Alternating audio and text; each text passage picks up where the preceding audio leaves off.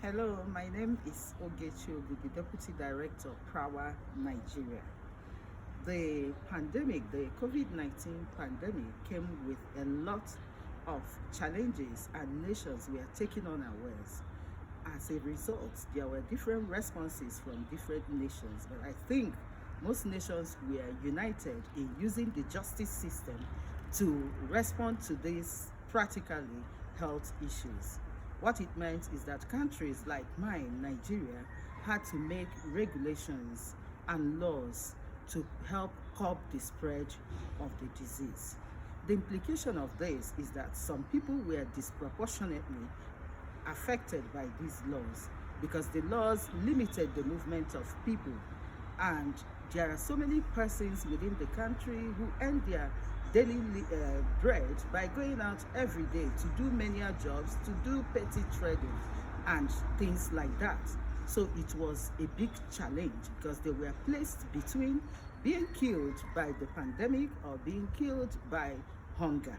So the people were hell bent on going out to search for their daily bread. What this meant was a lot of persons were going against the laws. But the challenge was that the response that came from in terms of enforcement came with a lot of human rights abuse. And this was not only from the police. When you talk about police within the Nigerian context, it meant all the institutions that were involved in the enforcement of the COVID-19 regulations.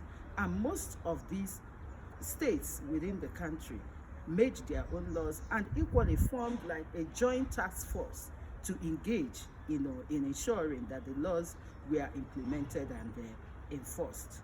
So what we found was a lot of human rights abuse. There was equally gender-based violence, within the period. There was extrajudicial killing, a lot of extortion, torture, and exploitation of especially the poor within the society. The major concern again was the fact that the government could not provide palliatives to the people. These persons that were not able, some that never had even a kobo in their account before the pandemic and the lockdown of the cities, nobody provided for them. A very few were provided for. So it was a lot of human rights crisis arose, as a result of this. And this is in spite of all the support provided by especially civil society organizations. Most of the things that we began to see in terms of policing within the period and the enforcement of the laws were predicted, were anticipated, and a lot of write-ups were made, in this respect. Like my organization, Prawa, wrote a brief on that, alerting the government on the need to ensure that there is no human rights crisis arising from the implementation of the laws that were made. But this yet, happened. So what are the, lessons learned in this process? The basic lesson is that in spite of the human rights training, that these security institutions are engaged with, we find out that when it comes to a period like this, that those that are sent out to go for the actual implementation of laws are not these persons that have received these trainings.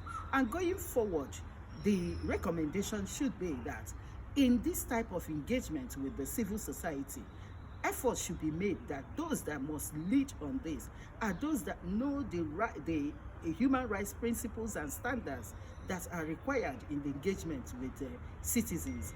And again, the government itself should be careful, in terms of making laws, so that laws do not affect some groups, more than it does to others, and do the needful in terms of providing social security to the people.